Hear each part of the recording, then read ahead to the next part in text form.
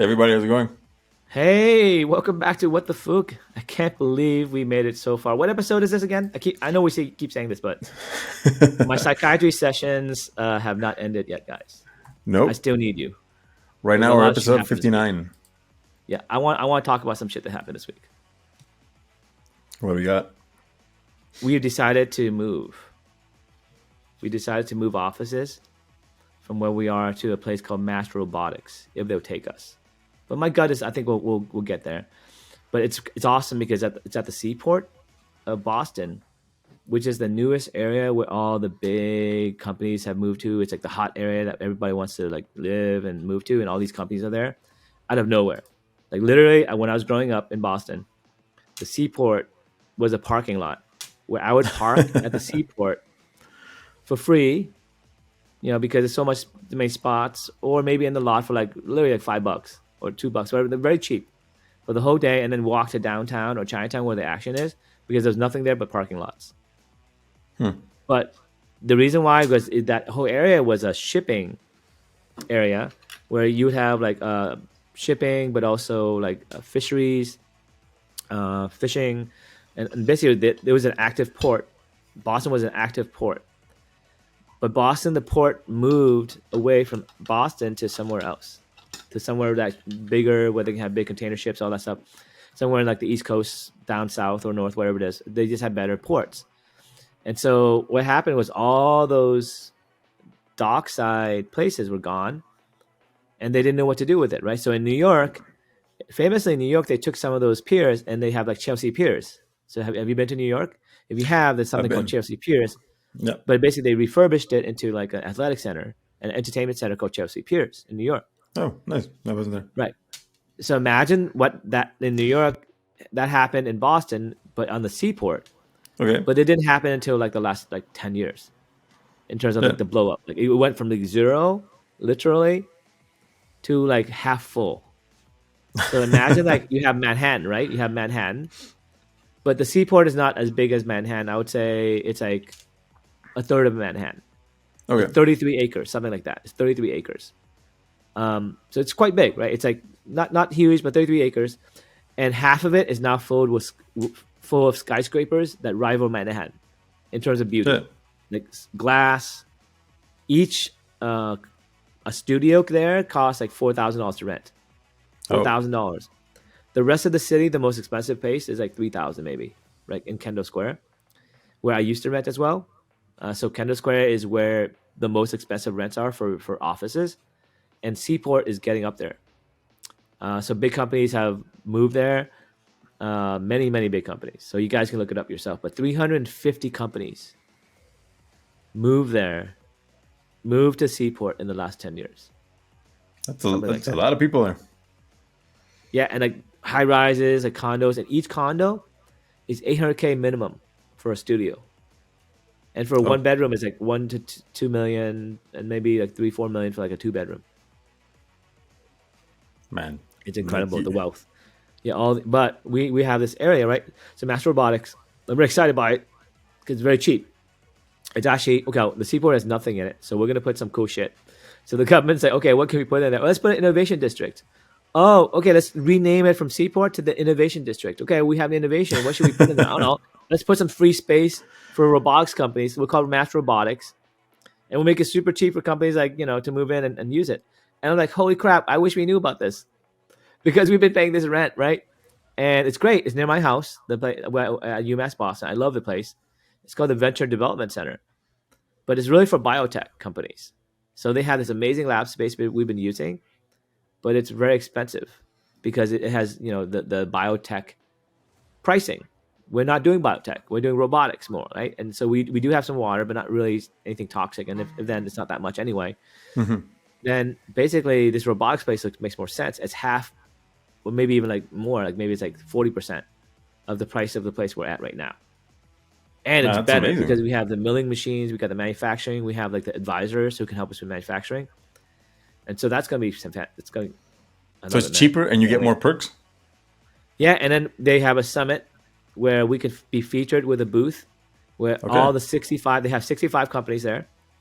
The 65 companies essentially every year there's a conference, to showcase the 65 companies. It's called the Summit, the Robotics Summit, and we basically might make it this year in May because we're going to try to rent it. We already applied. We interviewed with them yesterday, kind of because we went to visit them, but they kind of did the interview at the same time. And I met with the main guy. His name is Tom. He's a great guy, and Tom was actually at iRobot. So iRobot is the first company that made robotics, and they do the vacuum robot. Okay. He was early on at iRobot, so this is legendary. Like he's actually running the place. And then I met with Colleen, who's actually great as well. She's I think one of the directors there, one of the managers there, and like they gave us a tour, and there was a space, and I was like, we love it, let's take it, and like okay, we love you too, let's get this going, and so I think it's gonna happen. Can they deny you? I mean, like, is it like a public thing or is it like private or It's a what is it? nonprofit. Okay. You have to apply, but you also have to get approved to get in. So it's not just something that like you just get in. You can't just say, hey, I want to take that space, give it to me. It's like you have a landlord, right? The landlord has to accept you. But you have to have specific criteria. Like you have to do something interesting that relates to robotics in the state. Mm-hmm. So we do, obviously, right?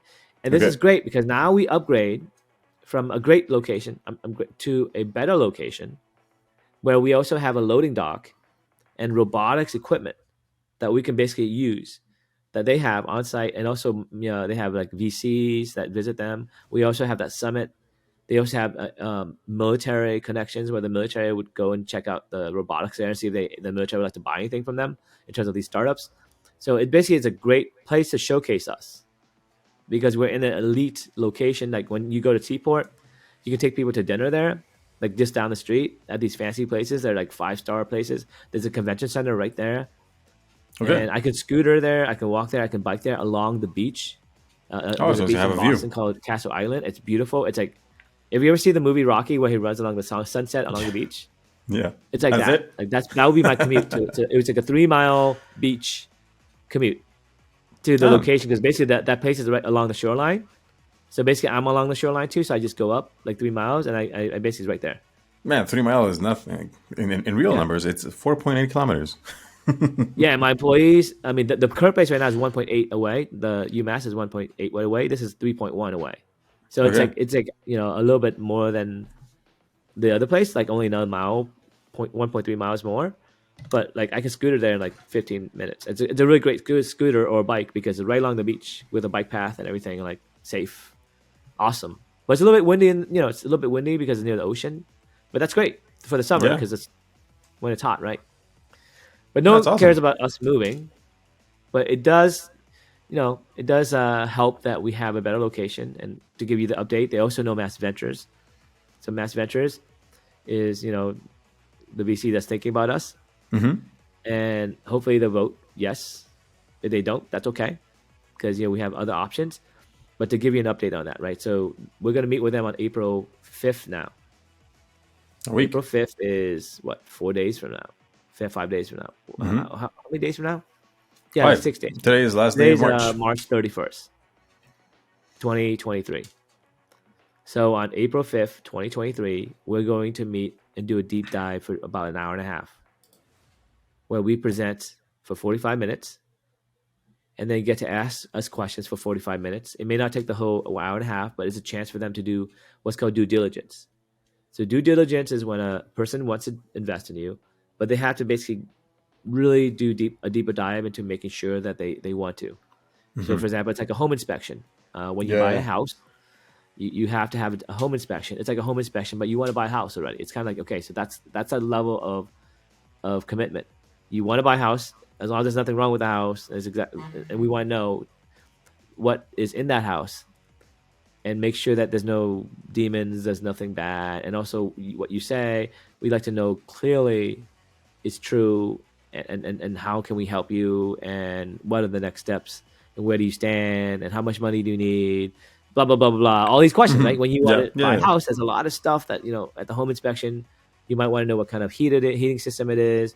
Yeah, check out the plumbing. How much would that cost? Stuff like that. Mm-hmm. Yeah. Right? So in particular, when you go into these meetings, they'll let you do a presentation. And in the presentation, you have to tell a good story.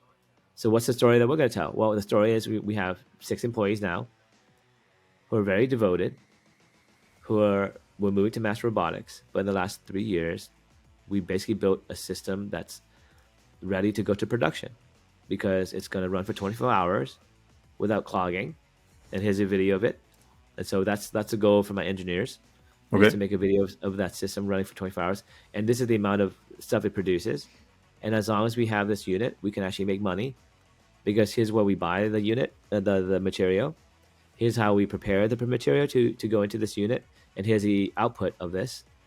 And the output of this is copper. And this is the value of the copper. And this is where we sell it. Okay. Now we're also getting some help from the people who want to, do the deep dive, because some of them are advocates for us. And they say, they may ask some questions about like your team, or they may ask questions about the price of copper, or they may ask questions about the durability of the machine. All right. So all these things you have to be ready for. And so we're ready for those things. So the team is solid, right? We basically made the team elite, lean. We had to make some decisions, like I told you in the last year, where like it was really hard to basically find out who is good, who's not good. But ultimately, whoever made promises and delivered are still here. And those who made promises that they could not deliver are no longer here.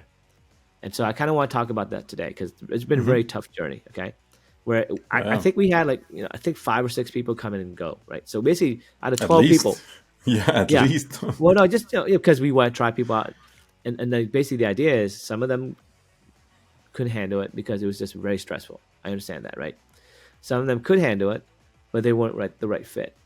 And I've been kind of racking my brain how to kind of explain to my kids. And because I was trying to say, hey, one day you might actually inherit this company. You might actually do the same thing I do in terms of the job, but ultimately it's a life lesson for you. And I thought about it, and I actually found the answer. And I kind of want to talk about the answer today. Okay? Let's talk about it. So I think in life, or in a company, there are 3 types of people in a company. Right? They're leaders, they're bystanders, and they're victims. That's it. Now, the bystander is innocent. When you let go of someone who's a bystander, they're innocent, just like the innocent bystander in, let's say, a movie, right? Let's say you're Superman and you're trying to recruit the Justice League, or you're Iron Man and you're trying to recruit, the Avengers. You find that this job is going to be very tough because it's a startup. It's not for everybody. It's for the extremes. Superheroes who can handle this pressure, who can handle the job and can be dedicated and that can make promises that they can keep ultimately, right? As a leader, right? So you hire all these people and you tell them that, but some of them perform and become leaders. That's easy, right? Some of them don't perform and they're in a leadership position, but then they'll blame the situation somehow. They're a victim. Okay. They're a victim of this person did this, or that person did this, or this situation is difficult that prevents me from doing this, or this thing is not reasonable, or this deadline is not reasonable. I didn't meet that deadline because of these things. And then there's no, I did this myself. The accountability. I contributed somehow. So it's like the age-old adage, when you look at someone's hand, the fingers point outwards, right? But no finger points inwards. Only the thumb points inwards, right? So same thing with respect and blame and all these things with these victims, right? The lack of respect makes them a victim. You don't respect me. Yeah. Therefore, I'm not going to try hard. I'm the victim here. My boss didn't give me the resources I needed. I'm the victim here. My boss is a jerk. My payroll was late a week or 2. But then they paid it. But because of that, I'm not going to work hard. I'm a victim. Even though they know that maybe there's this situation that, can't make payrolls, which is what startups are, right? And then you do make payroll, and then hopefully you earn trust because you do that once or twice, and you hopefully never do it again. But the economy sucks, and then you have to fundraise, and as long as you tell your employees ahead of time, and you try to do your best, and they trust you, great. But then at some point, the trust erodes, and then they start to have a victim complex. Same thing with you as a CEO. I'm a victim. My employees suck. Okay, or Sometimes they become bystanders in a tough situation like that, where they'll say, okay, all these people kind of like, oh, this drama, let me just sit here and watch. I'll be above the fray. I won't do anything bad. I won't do anything good. I'll just kind of sit there and see what happens. I'll be there part-time, hanging out like an innocent bystander. Nothing will happen to me. I'm innocent. I didn't do anything bad. I didn't do anything good. But let's say there's a car accident. The car accident happens. The leader goes and helps. He says, hey, everybody, come help me. And the bystander's like, hey, look, I'll help you. Watch. And they kind of go walk towards there. They'll look. They'll take a picture of your phone. I'm calling the police. And they say, well, wait, come and help me, take out this. No, I can only do so much. I can't get that deep into this. I'm just a bystander. Right? Or maybe they help, but they help not so much, right? Yeah. Their heart's not into it. Just around. Because they don't want. It's a fear. It's a fear of commitment to a mission or a cause that you may not believe in, or you may not think you're good enough for. But either way, it's something where it's blocking you from committing. Does that make sense? Yeah, no, it does. You're just there, but you're not fully there. Yeah, 70% of people in a survey. I did recruiting for a career, by the way, for my first startup. I did something called Crimson Solutions. We built a platform called e-recruiting for students to basically apply for their first job at career centers. We sold this to career centers. We went to many conferences. I learned a lot about like recruiting and culture and company work ethic and all that stuff and accountability. And I've been studying that for 25 years, right? So this is basically the outcome of many, many years, many videos, trial and error of managing people. But what you can't do is you can't manage people by micromanaging them. Right? What you need to do is you have to hire smart people. Who are the ideal people you want to hire, right? I would say number one, you need to have leaders instead of bystanders and victims. Okay? So when you hire somebody, give them a leadership responsibility. Give them the responsibility to do something. And if it looks like they blame other people, they're probably the victim of this model, right? The victim people in your company. What do you think victims do in your company? How do they ruin your company? Just complain about everything. Correct. Like everything. Yeah. Talk behind your back. But they don't do anything about it, right? No, they're just there, and every day is a hassle, so it affects like the work environment. Yeah. So those people, it's easy to let them go. But also when you let them go, though, it's not easy. They're the worst to let go in terms of letting them go, but they're also the best to let go. It's kind of weird paradox, okay? Let me explain, right? They're the best to let go because when you let them go, that's the right thing to do. Okay. So morally, you feel good. That weight. But, here's the but. When you actually do it, the victim, some of them will actually act like a victim on the way out, and they're going to morally say you're bad. And then you're going to doubt yourself. Okay? Because you know that this person hasn't shown up to work in like 5 weeks on time, and you gave them 5 warnings, and you let them go. Right? Let's say, that's an example, right? And they know that's why, because it's like the third warning. It's like, one more time, I'm going to have to let you go. When you let them go, they'll say, why can't you give me one more chance? Why are you such a jerk? Please, Yeah. if you do it one more time, I promise you I'll never do it again. And I said, I told you 2 times, 3 times, 4. Exactly. This is already the 5th one. But please, boss. And then you let them go, and then they're the victim. Still the victim on the way out. Because they could have been the best employee ever if the boss just gave them a chance. They could have been the Cinderella story of their boss, the best hire ever because you gave them a second chance. They're the victim. Because it's all about identity. Right? Identity. They have an identity that they're the leader that got screwed by somebody else. Well, that's the thing. You bump into these people. Like, leader. Yeah, you bump into these people a lot. That people that think they have this crazy potential, but they're being held back. Because I feel that it's a way they have of coping with their own, their own mediocrity. Actually, at that point, because they think I feel that You know, like right now, everybody's told that you can be anything you want, whenever you want, however you want, and you just be you, and you're going to be amazing. And it's not true. So Absolutely. they really feel that they could be anything that they ever wanted, but since it's not happening, the problem can't. They don't have that moment like of the introspection of actually like looking inside and like you said, like what's happening. They can't have that kind of character or that kind of resolve to be like maybe I'm the problem.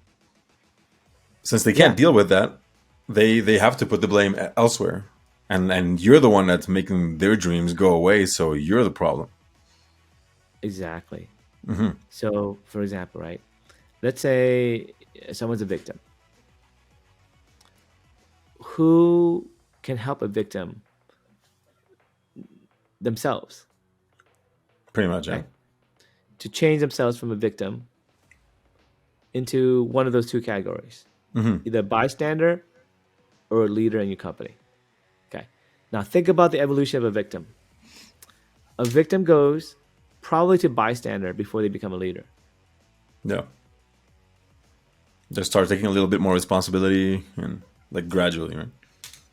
Yeah, so basically Hmm. it's a stepping stone and then hopefully become a leader, but is it worth it? I don't know. Depends if the victim can has the potential skills that you need and can be coachable. Okay? So basically someone who's coachable I think Hmm. is also very important to kind of think about because it's a gut call. Can you coach this person to be a leader, to get take them from a victim to be a leader? Maybe, but if you try it, it doesn't work. What's probably going to happen is going to blow you in your face, even worse. Okay. Okay, this is what I found. Okay, because you take a victim and you try to coach them to be a leader, and they fail, they're going to blame the failure on you again. You're a terrible coach. Why are you coaching me? Okay. Oh, And you're there's no win. coaching. Your coaching is what ruined my mojo. If you didn't coach me, just let me be me, I would have done well. You screwed me up. So now you're more entangled with the victim. And like I said, those people are easy to let go, but also very hard to let go because emotionally, you're gonna basically like struggle for days. If you don't struggle for days, you're not human.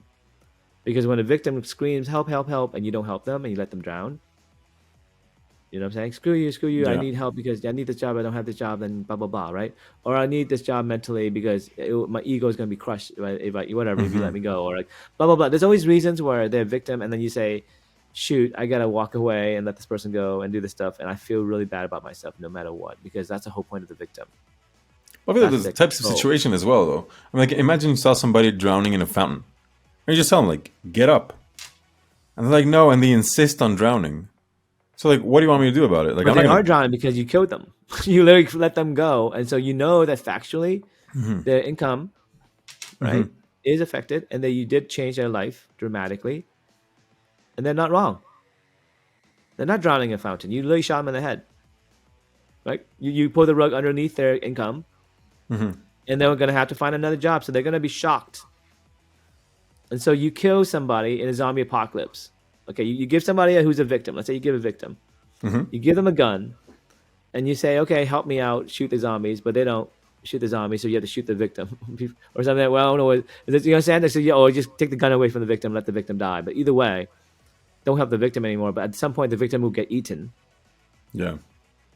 Okay, but they're not the worst because you know you're gonna have to fire them, but it's gonna be really tough. And this is where you need courage as a leader. Courage as a leader when you go and you know that morally you're gonna feel like shit, but morally you know you're right going into that meeting. But coming out of that meeting, you expect that morally you're gonna feel like shit. That's how you know that you did the right thing, in my mind. Because whenever that happened to me, okay, I had a mental note when I morally went into the meeting, wanting to let someone go Hmm. because I was so sure that they were a victim, and I came out of that meeting. I felt morally bad for days and days, and I second guessed myself. That's why I have these mental notes, and I look back at their careers, of the people I let go, and look at back at the person I replaced them with, and how the harmony got better. I have 0% regrets. Yeah, it's a good Zero choice. percent. It's a right choice. Because at the end of the day, Yeah. I mean, So like, what's greater than the employee is the survival of the company. Like, well, there's a it's bigger it's not picture just that. here. It's just like the main thing is, uh, if you try many times Hmm. to reform this person or to get along with them or have chemistry, whatever it is, right? When that happens, that's when you enter that room with moral certainty. So Hmm. when you got to that level, you're pretty sure. But you also have to expect that when you go shoot someone in the head, they may also scratch you, right? Or they may grab you, or they may Hmm. like say, "Hey, why did you do that? I thought we were friends." Yeah, yeah. Oh, That's the definitely some worst blow, one, like the blowback. right? Oh my god, I thought we had a relationship. I thought we were. I thought you had promised me things, and now you're breaking this promise. Yeah, but at the same Oh, time, I like did this for you. I did this for you. I did this for you. Why don't you remember the thing I did? Again, they did do that for you. But also at the same time, they didn't do this and this and this and this. So like the one thing they did exactly. do, though, they basically said, "You, well, how dare you do this to me when I did this for you?" And they'll be right, But it's but part they of will their also be job. wrong. I mean, like I've let go people, and it's been hard. But I mean, like at some point, like we're only having this conversation because you said you could do this, and you're not doing it. So the fact that we're even in the same environment is based on lies, or you didn't deliver on whatever it is you offer, like you were saying. That is very important. So, like, I do get the feeling bad, but I never felt like it was my fault. Like me, we're here because of this, and you lay out like all everything that's happened that has brought us to this point, Yeah. and Well, we only tell a and story of how only you let yeah, go of someone. I'm gonna use the restroom. I can still hear you, but I'll be yeah, for back in a sure. minute. Yeah. Go ahead. So at some point, we were doing within like the company, we had like a digital marketing agency. It's still going. We were swamped with work. We hired some graphic designers and everything, and they were amazing. But we needed needed an extra community manager. And this guy walks in. We interviewed like maybe 5 or 6 people, and uh, and then we picked one. And this guy was like call him Abraham, and he said he knew everything, that he was amazing, and he sold himself very nicely in a way that he like truly convinced us of everything he was doing, that he knew what, like, this is it was for Facebook ads, maybe like 5 or 6 years ago, and he knew exactly what everything how everything was going, how everything had to be done. He knew all the numbers, he knew the interface, he knew everything. And at some point we check like he was working on autonomously for like about a week, a couple of weeks, everything was going fine, it's great. And then he started like having all these like small like small mistakes and here and there, but we was correcting and everything was fine. He had the openness of being corrected. But then at some point, like maybe like a month or 2 months in, he there's like a big mistake, like a huge one, and he just forgot how, like he forgot to unclick. There was like a little box that would say like give you a budget for the month or budget for the day, and he put the monthly budget on the day budget, and it ran for like 4 days before he actually realized it. And he comes to me with the like the face, that I messed up face, and he showed and I knew something was wrong. So like, what's happening? And then he kind of like he tried to get a day off and tell me like through WhatsApp and everything, but it was like really sketchy. So we ended up talking in person, like what happened. Then he showed me, like, I did this. I'm very sorry. I'm not gonna get. I don't want this month's pay. Everything is fine. You don't have to pay me this month. I'll leave.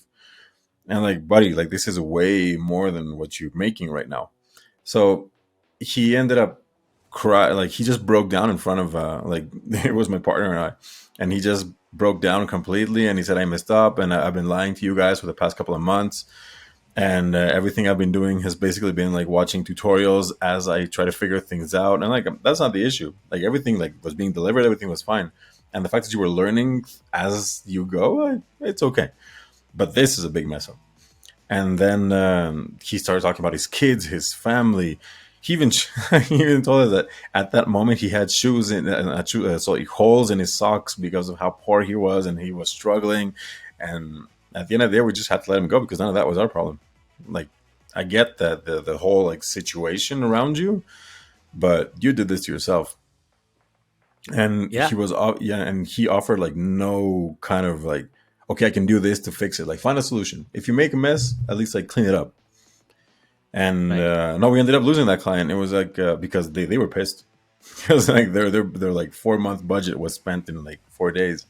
So we ended up getting a refund, but like after months of like asking Facebook and everything, and they had to double check that it really was it was like a small mistake, and that we had been like it cost us a lot of like all the like the confidence and the trust that you build within a company with other companies.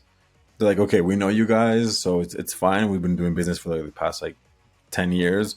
So this has never happened before, so it's okay. Like you actually talked to a rep and everything, so it went well. It was fine. They ended up refunding the whole thing. We lost the client, but we had to let this guy go. And did we Right. feel bad? Like a little bit, like for his family, but he put himself there. And Absolutely. But but the but fact that, they, if anything, like the way we saw it was like the fact that you have a family and you have people depending on your work makes it so that you have to put in like triple the effort or 4 times the effort, whatever you need to do, like to not lose this. So if you're being this careless about something that sustains you, what like you have, it just baffled both like me and my partner and I. yeah, I mean, there's a lot of stories I can tell too. Mm-hmm. I mean, what one story was, I think this is the worst one. Mm-hmm. Oh, So there's a person that I used to know who I basically was trying to mentor and say, hey, you can do this sales job, just make these calls and all that stuff. And she basically said, hey, I'd love to make my bonus this month. But so the bonus was, you make a certain number of calls, you basically get a bonus. okay. And I said, but my mom has cancer, and she basically I'm doing a charity to basically for breast cancer or whatever it is, and I like to get a double bonus. So I've achieved those numbers. I'd like to get instead of 1,000, I get 2,000 for that bonus, Okay. right? So basically, I encourage her, and I said, sure, why not? That's a great thing for your mom. And then I go to this conference, and the week before I go to this conference, I find the numbers that she's like, I don't know, let's say short 100, or whatever. She's short like whatever number of calls, Mm-hmm. and all she has to do is do 20 calls a day, which is normal, right? Mm-hmm. And I come back from vacation, and she's short like 50 calls. Right. So instead of 1,000 calls, she does 940. Yeah. And I asked her like, what happened? And she's like, oh, I just couldn't make the calls. And I said, that's not cool. Because you went to my office and you made the sob story and you're a victim of why that, because she doesn't like making calls and stuff like that. But then Mm-hmm. when she started making calls, she got very encouraged and she said, okay, maybe I can encourage myself by doing this carrot for myself. Essentially, that's what for her Yeah. and for Yeah. her mom. No, And definitely. I said, great, I'll agree with that. But then when you break that plan, you break that trust, like you said, right? That you're setting And up. that's yes. But then on the way out, I'm sure she made a mess by saying how I did this or I did that or I did that, because I don't talk about why I let go of anybody. But when on Mm-hmm. the victim on the way, just to kind of close out this thing, right? So you have the leader, you have the victim, and you have the bystander. On the way out, the victim's gonna screw you. Be careful, okay? They may say Mm-hmm. stuff; it's gonna ruin your reputation. So don't try to hire victims if you can, but it's tough, right? Sometimes you act like a victim too. Sometimes I act like a victim, but I try to break out of it and become a leader. But the Mm-hmm. bystander is the worst. Here's why. The bystander is the 70% of the people who are not engaged in their job. In other words, they are checked out. A bystander is checked out. They really don't care. They just want to get a paycheck and do the minimum to get a paycheck and not get in trouble, not get fired. Do their job, obviously, do a good job, feel pride that they earned the paycheck. But for them, it's just a paycheck. They're not Okay. engaged. It's just a job. They're bystander. They're not going to get killed for the Justice League. They're not going to get killed for the Avengers. They're not going to save the planet. They're not going to save this company when it fails, right? They're just here for the moment, bystanding. Now, when that bystander's there, they're going to be very nice. They're going to be like, oh, wow, look at that bystander. Very good looking, very charming, nice. Oh my God, it's a family. It's a family. So cute. The cute kids. The kids are bystanders. The young, cute intern, right? The older lady, right? Who's like a senior executive, right? Oh, whatever. They're all friendly, barbecues, everything. And you can never fire them because they are basically the average person in terms of worker. They're not leaders, they're bystanders. They're not the Justice League, they're not who you are. You can't kill them. If you kill the old lady and the baby and the kids, the people innocent bystanders, you look like a jerk. as a boss. Yeah. Yeah. Why did you kill that person? They didn't do anything wrong. They're just standing there, doing their job, minding their business. They're doing their job. Why are you not keeping them? They did their job. They did their job, but they didn't lead, did they? And those are the people that you can't fire. Because when you do, the barbecues end, the friendships break up between those people and the people at the company. And on the way out, you're going to look like a fucking shithead. You're going to look like a jackass. That's the harder one to do. You need to have more courage for that one. And how do you, how you navigate that? I don't know. You give them leadership responsibilities. And I'll tell you the trick. Okay, here's the trick. Mm-hmm. It's easy for me. I don't even do it. I basically say, okay, ask them a series of questions. Say, what would you like to be responsible for? How would you like to be judged on that responsibility? Let's put this in paper into some type of action plan. Put it in writing. Make this action plan aware to everyone at the company. Okay? Everyone should know this action plan, this deadline, and have them sign off on it, and in fact, have them present it in Okay. their name. You're building a case. Yeah. You're building Yeah. a case. Because you Like know you what's see, going to like happen. gathering You information. know exactly what's going to happen. So you give them a promise that they can't deliver. You say to them, innocent bystander, I'd like you to go rescue that cat in the 50th floor and fly up there and do all this crazy stuff. It's a simple task. Not that hard. Rescue the cat. And the victim will do the victim thing. And the bystander will do the bystander thing, and it won't get done somehow. But you have to say the urgency up front of this project to prove themselves that they're worthy. Make them individually responsible for it, accountable for it. Give them the resources that they asked for at the beginning. Have them sign off on that. You have to really dot the I's and cross the T's with these people, trust me. Yeah. Because Yeah. you have to take away the evidence. And what's going to happen is the victim is going to do the victim thing. The bystander is going to do the bystander thing, which is they check out and they start blaming other people. And maybe what happens to the bystander, it becomes the victim. Very quickly. Because when the deadline gets closer and closer and they know they're not going to do it as a bystander, they don't have the courage, they don't have the skills, and maybe because they've been a bystander for so long, they don't even know what's going on. Right? They're just So you there just for a like, while, right? yeah. The So thing, to like, to catch like up give and kind of somebody. regroup and all that stuff, it's going to take them some time. And that's basically where they lose respect from their coworkers. Okay. And then when you make the move, when you meet with them, you say, here's the action plan you signed. Here's the thing you said you wanted to do in your own words. These tasks were things that you created. The deadline was passed. The quality was low, whatever the reason why it wasn't Mm-hmm. good. You said this is the bar. It was not met. And I don't like your excuses because it's a very urgent thing that you were responsible for to prove that you were actually a leader. So therefore, I must let you go because there's a spot for someone who can do that you're taking. So the bystander takes the spot of the possible leader. Now, in my last company, I had a couple of bystanders. I had a couple of victims. In this new company, I have 0 now because I basically, like I said, there was like, 5, 6 people. Some of them were bystanders. Some of them were victims. But everyone in my company now is a leader. Does that make sense? So it took me a long time to get the courage. See, the difference wasn't like my skill. I knew the victims were victims. I knew the bystanders were bystanders. I just didn't have the courage or the foresight. Because sometimes the best way, okay, I'll tell you as a leader, the best way to do this is to cheat on the victims and cheat on the bystanders with a future leader that you have ready. You should invest in a leader that you have ready first. Make sure they know what's going on. Inform them of the questions about these other victims and bystanders. So that when you make this move, you have the leader ready to take that spot. That's the wise thing to do. Is to incubate a farm system of leaders and Okay. mentor them and teach them. And actually, a really good person you should look at is Simon Sinek, Sinek. Simon Sinek is a leadership coach, essentially a speaker. He basically is very close to my alignment with my philosophy. But basically, he says, right, for a leader, you have to have four qualities, or you know, in his philosophy. Number one, to be a leader, you have to have a just cause.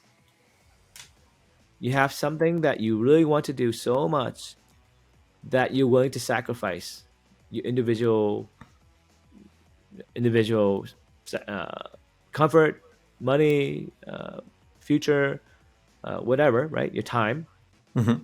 For example, like the Crusades, or trying to save the environment, or trying to reform education, or try to do something where you're the hero of a story. Number one, okay. According to him, right? This is Simon Sinek's. I don't want to take credit for his theory, right?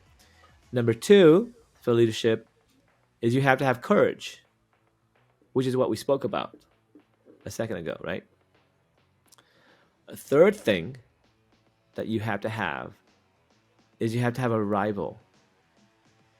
You have to have someone that you have a chip on the shoulder, in other words, right? You have to have a reason that you are going to prove someone wrong, or you're going to be better than someone. Like, for example, me, I like to take the belt from Elon Musk. I want to take the belt from him. He's my rival. Like, you respect him. You have to have an arch rival to drive yourself. Your arch rival could be your dad said something about you. You're not good enough. So you can prove him wrong, dad. Or jackass at my last company, my boss said I was a no good blah blah blah. I'm gonna prove Hmm. them wrong. Or my friends, or my sister, or whatever, my past traumas or my current traumas. You have to have something that drives you, right? In other words, hunger. Yeah, get that Right? Hunger, motivation. chip on your shoulder, any way you want to put it, right? And then the final thing is you have to have the ability to have an existential pivot.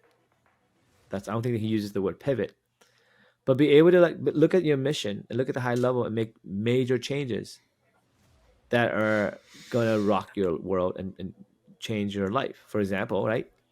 Going and being able to. He gives an example of the Macintosh. So when Steve Jobs was going to launch the Macintosh, he famously, at the last second, canceled the Macintosh launch, or delayed it, or messed it up almost, because he said he wanted to have a graphical interface instead of like a like Unix or DOS where you type words and Hmm. stuff like that. Yeah, the Macintosh was the first graphical interface, and they said, "Hey, that's going to disrupt our launch. It's going to screw up all the plans because we didn't do this." And he's like, "I'd rather disrupt ourselves than be disrupted by someone else, because this is the best thing for the customer.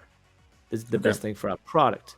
So in other words, you have to be willing to make bold moves, right? Yeah. And Yeah. shake up things and change. For example, get rid of the victims, get rid of the bystanders, and become a leader. So in this case, the question is: should we be a bystander while someone does a graphical interface, or be a victim while someone builds a graphical interface, or should we be a leader, bite the bullet now, because we know this is the future? Which one do we want to be as a company? Like the executive says, let's be a bystander because let's just keep the flow. The flow is we're on this current trajectory. We're gonna launch on this date, and then build. And Steve Jobs, okay, what happens after that launch?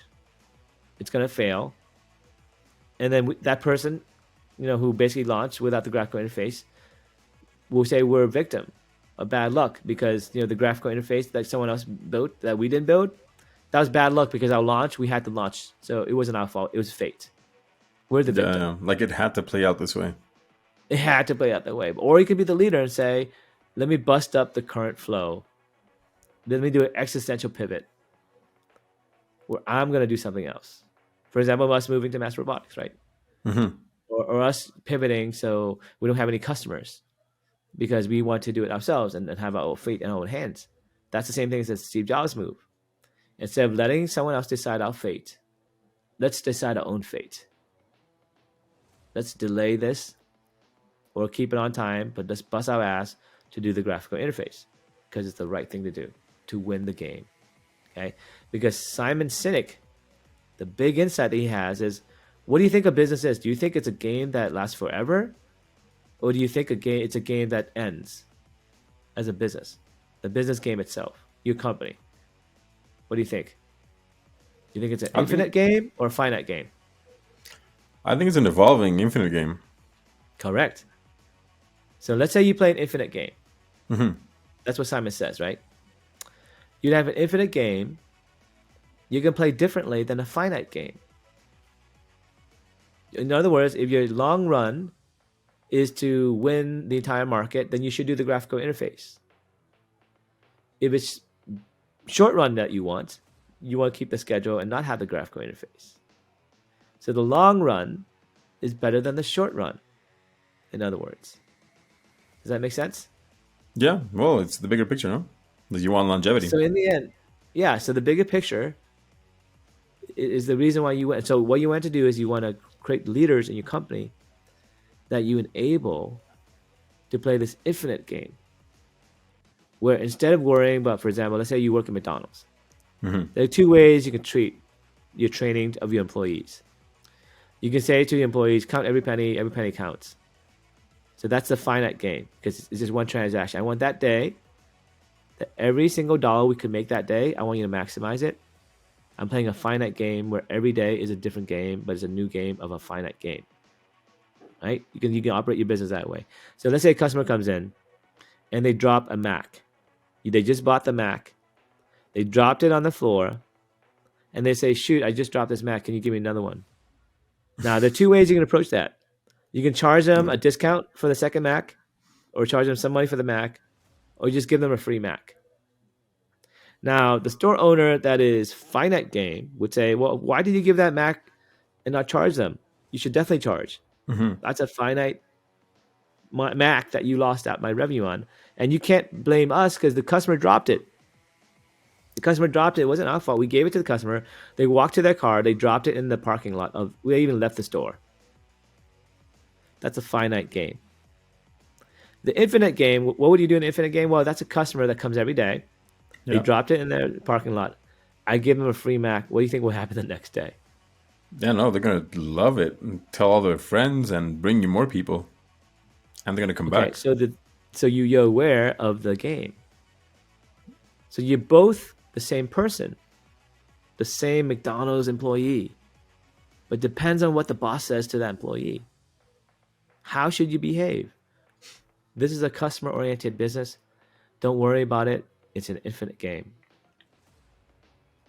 We should stick to our morals that customers are first. The customer is always right. Don't worry about the money. Worry about the person. Worry about the customer because we're playing to keep that customer for life. We need repeat customers that we can never lose because when we lose is when we lose customers who used to be repeat customers because we did something that broke the infinite game. Right? The game of McDonald's is someone coming to that store every day to get coffee over a Burger King or the Starbucks or Dunkin' Donuts or whatever it is because they like the person at the store who gave them the free McDonald's that one day. The one day they messed up, they know that person will take care of them and the safety in that choice. And to be honest, this is the one reason why you can retain your employees. There are many people who try to steal my employees because my employees are the best. I train them, they get really good, they can get twice as much money, maybe more, because there's safety. If you can make your employees feel safe in who they are, not just financially safe, that when you have payroll and you say you're going to be late, you tell them ahead of time, and it is late, and you do pay, and you do that 5 times, they'd rather have a boss who says it's late, pays you on time, than a boss who doesn't tell you, and then it's late, once, right? Yeah, yeah, If you're once, you're never going to forget that. With that boss who told you ahead of time, they did 10 times, you're going to like that boss more. And the reasons why you're late, if you tell the employees, and then you also give them, hey, here's because of this, I'm going to take you out for dinner, or I'm going to make it up to you. I'm going to give you extra vacation days, or just take this Friday off. I'll make it up to you. I don't have the money right now because the business is tough, obviously. But here are things to make you feel safe that I'm going to take care of you. I recognize you. I give you gratitude for your service. so you know where you stand with the employment here. Yeah, no, and You information also is know that I care about you, and I will let you know, and you'll be exactly. safe because you get fair warning. Yes, you can plan ahead. So I rather have a boss who is not as smart, not as talented, but I can trust. Right? I would rather have an employee who may not be as smart, not be as good, but I can trust. It's a two-way safety, right? If you have that safety, then the 30% of the people who are engaged, that's the reason they're engaged. Because it's a personal connection. That's the thing as an employee you have to understand, as a boss you have to understand. It's called personal care. So personal care, I think I told this story before, is when you really care about the person who works with you. Hmm. Because that's the ultimate safety. That's a safety and also your life, right? Because your life is a movie. You go into the movie, the most time you spend in a movie during the day is the movie of your work. You go into that movie, and that movie's freaking exciting. You're not making that much money, but it's exciting and fun, and you're the hero. You're the hero of that movie. Why would you quit that movie? If you're in the middle of Indiana Jones or Star Trek or whatever the movie you want to be part of, right? Law and Order, and you're the main lawyer, and you're not making much money, but you're prosecuting and you love prosecuting or whatever it is your job you're doing. You're coding or you're doing marketing or you're doing sales, and you're the leader, and you feel safe. Why would you cancel that movie? You never cancel that movie, even though there may be a better movie offer. You may be offered the Superman role, but I like Law and Order right now, and I have my fans, and I'm comfortable coming to work every day, and I like the situation. I have my kids I drop off, and I live here, and I don't want to move, and all this stuff. So there's a lot of stuff you have to realize. Retention, safety is how you get retention. So you want leaders who feel safe, and once you have leaders who feel safe, then you have the Avengers. They feel safe with each other. The Hulk feels safe with working with Thor. They hated each other at the beginning, right? But now they feel safe. They have that relationship. They both superheroes who work together, who make promises. They both deliver. Even though they're completely different people, they're part of the same network and same safety net Have the same goal. and the same goal. And you never have to micromanage anyone. You just have to say, hey, I'm going to be here Tuesday. Meet Tuesday at 8 a.m. We're going to rob the bank. And they'll show And up. that's what Ocean's 11 is. Ocean's 12 is you got to rob the bank at 8. You better be there at 8. If you're not there at 8, what happens? You're not at the next bank robbery, right? Or wherever the superhero. We can go fight Thor. I'm going to fight Thanos here. But you have to basically push this button to set off this bomb. Otherwise, we're going to die because that bomb Yeah. kills the bad guys. And you remember the Groot thing where they had to train Groot, the baby Groot, to push the button? Yeah. Because he was only one small enough to go into that hole, and he had to learn how to push the button to You're detonate like, that thing. Otherwise, everyone dies. And he's so stupid. And so you want to push this button, not that one. And he kept pushing the wrong one, and they're hoping 50-50 that he pushes the right button because he's Baby Groot and he's not that smart. And he's like, eeny, meeny, miny, mo, and he pushes the right button and he kills the bad guys. It's like that movie. I think it was Guardians of the Galaxy too. yeah. Yeah, because in the first one, the main one, like Big Groot, like regular Groot, dies, and then he becomes a smaller one. Yes, but Baby Yeah, Groot had to push the right button, and he was like, like "Which one spoiler is this alert. again?" Groot. I'm Groot. I am Groot. He just says that, and he's so cute. Anyway, Baby Yoda or Baby Groot? Who do you like better? Groot, even though it is Vin Diesel. Baby Groot because that's original. Yeah, They're the ones who yeah, did it first, and I think Baby exactly. Yoda came later. Yeah, and I feel like Baby Yoda is like this. Exactly, the fact that nobody even like you didn't even know his name, like it's Grogu, just makes it like a rip off of like, not a rip off, but like nah, like you already saw Yoda.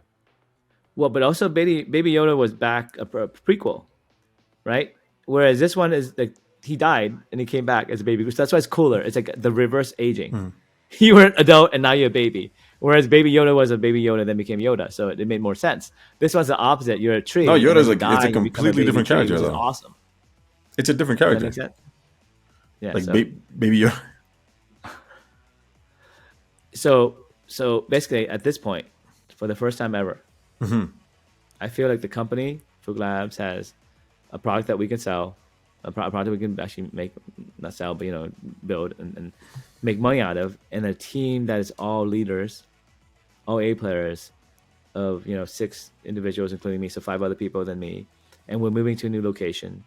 And cross our fingers on April 5th, we'll do a deep dive and we'll pass that deep dive, and then May 1st they're going to vote, and we have some other VCs already ready to invest with that VC, so they are actually kind of met already. So I had a person who wanted to do what's called follow-on.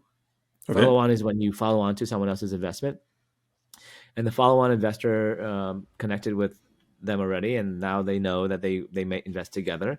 And so what that is, you have to build FOMO, fear of missing out. Yes. Right? And you have to have what's called safety in numbers. Whereas if I do this and you do this, we both look good and we won't get fired for making that decision. So if let's say Tom Brady told me to buy crypto, and I bought crypto and I lost all that money, well, I can blame Tom Brady. And that's what happened to Tom Brady. He basically did a crypto thing and he lost a lot of money for a lot of people. Him and a bunch of other superstars. And that's what conveying trust is, right? So, but if 2 people do it, like Tom Brady and Sequoia and Goldman Sachs, and who's that guy on the Shark Tank? Kevin O'Leary. Yeah. And Giselle and everybody else said it. That's safety in numbers. Right? That's also FOMO. Fear of missing out. Yeah. So that's what happened with the crypto thing. But when we move to mass robotics, and we have the VCs come in and take a tour, and they see all these other robotics companies, and they're like, okay, we're one of these, elites. I think it's also going to help our brand too. So moving to this new location gives us a new start. But holy crap, dude! I think there's nothing wrong with this company at this point. Awesome. Like, everyone is like rolling. Like, we're gonna do this 24-hour demo, and like they're building it right now. Like they just literally, my team is building it right now. It's amazing. The software is completely done. All the things I wanted to build for software, I had a roadmap of the technical roadmap. We finished it. Like I wrote everything myself, like 80% of the stuff. And the last 20%, I have this new person I've been training. They've been fantastic.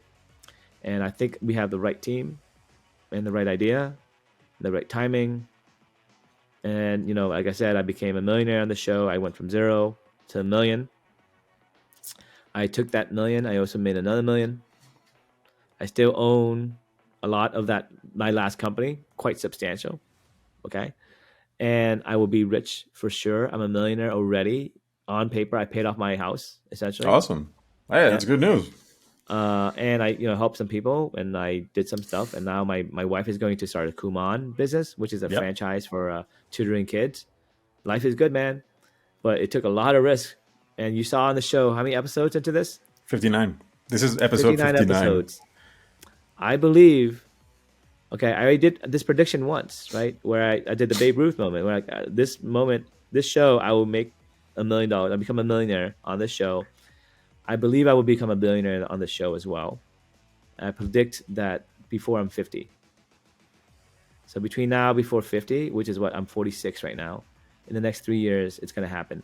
But it's going to happen, I think, this year or next year where we blow up.